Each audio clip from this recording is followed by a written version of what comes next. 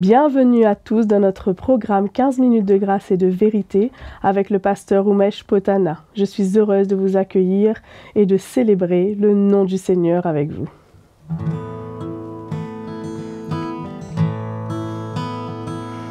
Je magnifierai ton nom sur la terre entière.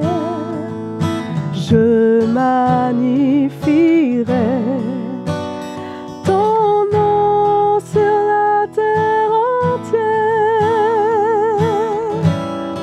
Je chanterai pour toi, Seigneur, ta joie et ton amour. Je chanterai pour toi, Seigneur, ma joie et mon amour.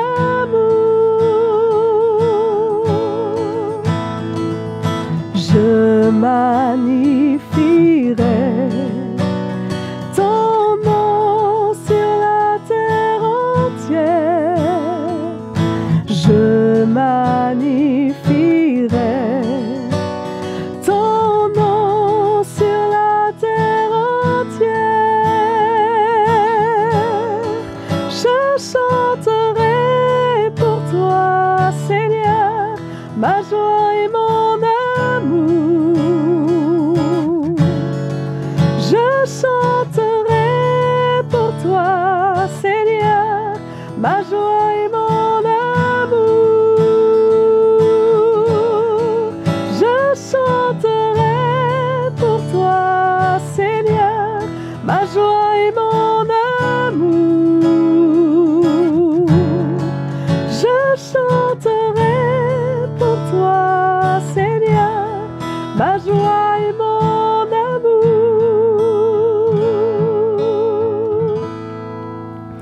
Amen. Je vous laisse maintenant écouter la parole de Dieu avec le pasteur Umesh Potana.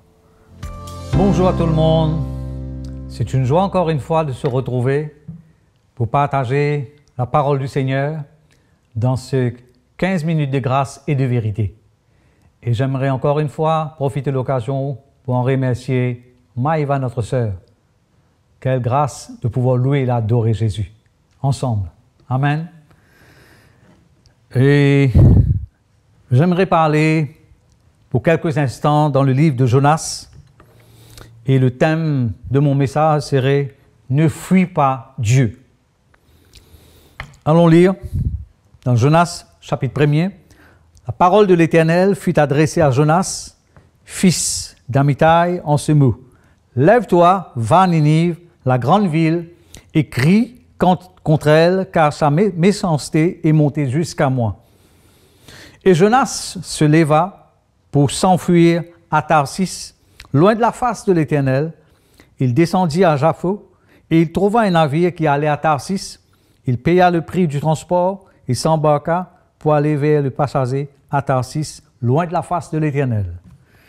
Donc cette fois-ci, je ne vais pas lire tous les versets, mais au fur et à mesure, on en parlera. Et nous voyons ici un homme par le nom de Jonas, dont il a reçu l'appel du Seigneur d'aller prêcher la repentance aux habitants de Ninive. Dieu voulait étendre sa grâce, sa miséricorde, sa compassion envers cette ville. Donc les directives et les instructions du Seigneur étaient très claires. Mais lui, Jonas, au lieu d'aller à Ninive, il était parti à Tarsis. Donc, il a pris un billet, certainement, et il s'embarqua, il entra dans le navire, et il s'est mis au coin, pour éviter les regards des autres sur lui. Et donc, il était en voyage pour Tarsis.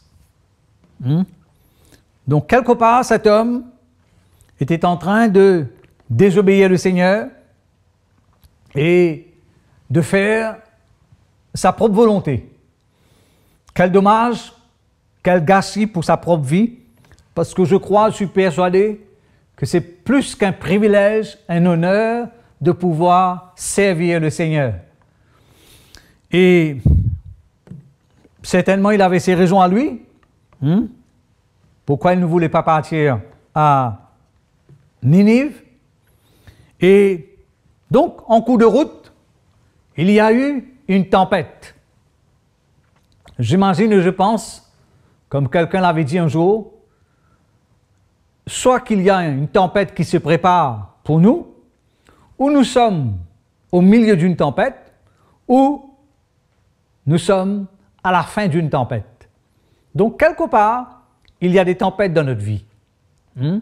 Et ça, c'est Dieu qui l'autorise, ça, c'est Dieu qui fait quand il veut, et il y a bel et bien une raison valable, un but, pourquoi il ordonne, il autorise certaines choses dans notre vie.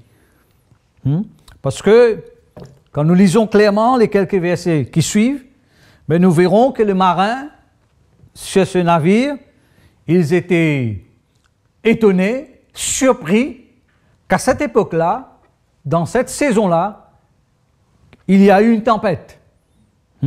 Comme quoi, comment eux, ils voyaient que c'était anormal d'avoir cette tempête.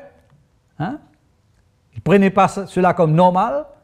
Et que nous, souvent, nous, en tant que chrétiens, nous prenons comme normal ce qui est anormal et comme anormal ce qui est normal.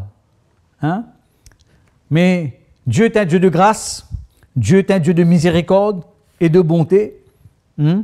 Et au verset 9, il leur répondit, « Je suis hébreu et je crains l'Éternel, le Dieu des cieux qui a fait la mer et la terre. » Et ces hommes eurent une grande frayeur et ils lui dirent, « Pourquoi as-tu fait cela? » Car ces hommes savaient qu'ils fuyaient loin de la face de l'Éternel parce qu'il le leur avait déclaré. Et ils lui demandent, « Que te ferons-nous pour que la mer se calme envers nous? » Donc, nous réalisons comment on peut gâcher notre vie comme le peuple d'Israël.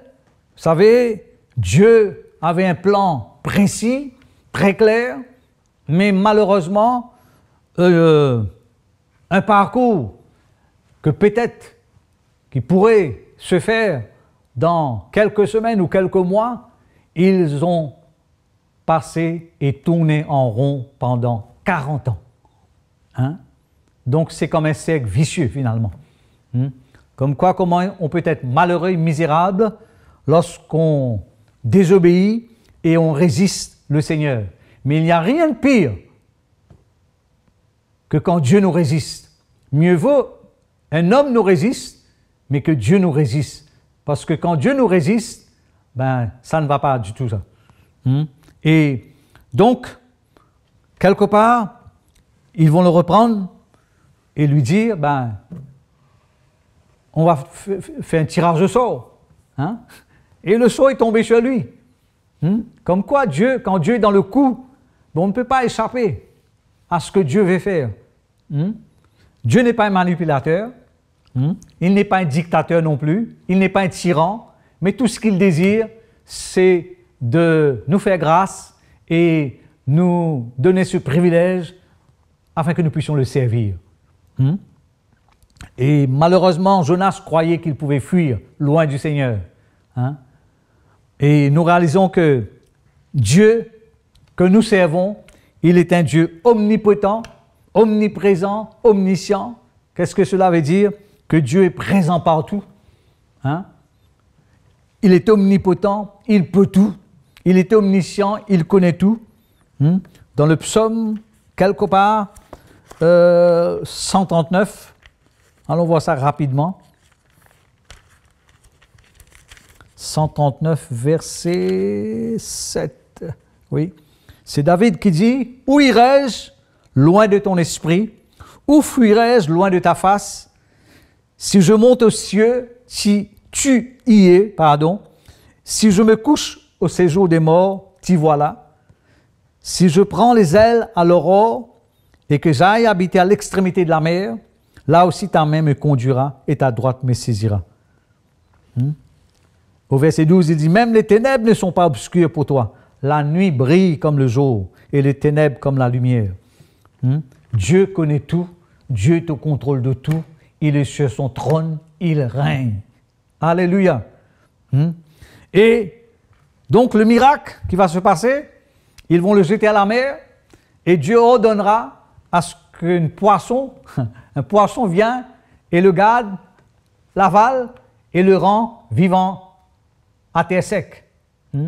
Dieu, encore une fois, use de patience et de bonté envers chacun de nous. Sa parole nous dit, la bonté de l'Éternel, c'est la bonté de l'Éternel qui nous pousse à la repentance. Je crois quelque part, finalement, avec tant de résistance, finalement Jonas a dû capituler, abdiquer devant la grandeur, la souveraineté du Seigneur. Et donc cela s'est passé une seule fois, qu'un homme est entré vivant dans le ventre du poisson, c'est le miracle de Dieu, comme Pierre qui a marché chez le joug. Cela s'est passé une seule fois dans la parole du Seigneur. L'âne a parlé au temps de Balaam, c'était une seule fois. Donc il y a des choses que Dieu fait et qui est exceptionnel, qui est vraiment glorieux et puissant, parce que nous servons un Dieu qui est puissant et qui peut faire tout ce qu'il veut, tout ce qu'il décide. Rien, comme quoi, rien ne peut le contrarier. Rien ne peut le poser. Et c'est la grâce du Seigneur sur notre vie. Dieu veut nous faire grâce, Dieu veut nous aider afin que nous puissions répondre à son appel, que nous puissions nous soumettre à lui. Je crois qu'il n'y a rien de plus beau dans cette marche chrétienne avec le Seigneur, de se soumettre à lui, d'accepter le chemin par lequel il nous fait traverser.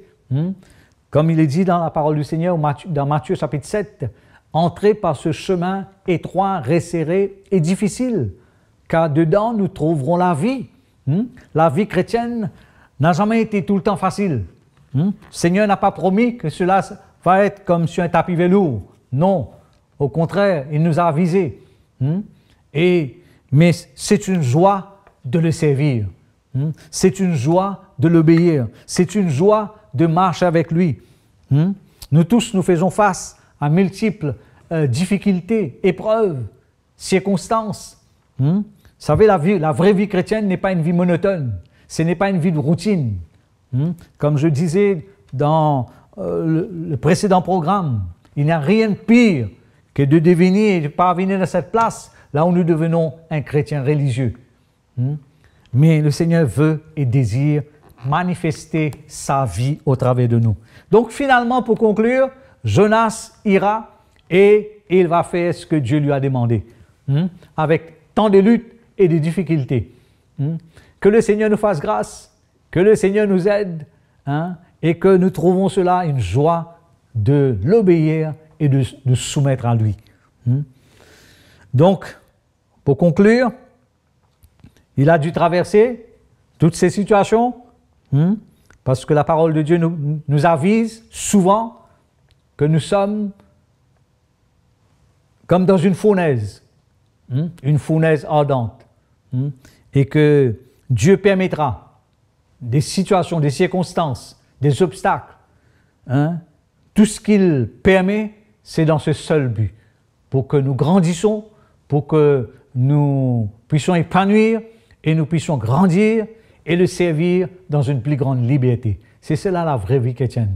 Parce que Jésus dit, la parole de Dieu nous dit, là où est son esprit, là est la liberté. Amen.